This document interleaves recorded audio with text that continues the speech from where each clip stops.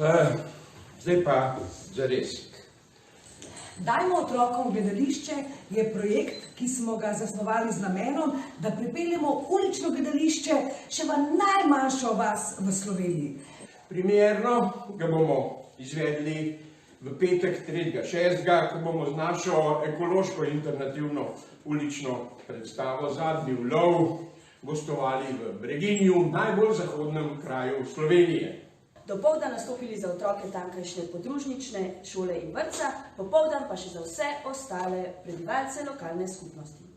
Najbolj zanimiva novica je gotovo to, da ne bodo tam samo otroci lokalne podružnične šole, ampak bojo prišli tudi iz vseh okoliških vasi in bližnjih krajev. Zato potrebujemo 3600 evrov, pri čemer bodo 600 evrov prispevali lokalna šola, podružnična šola in pa lokalna skupnost.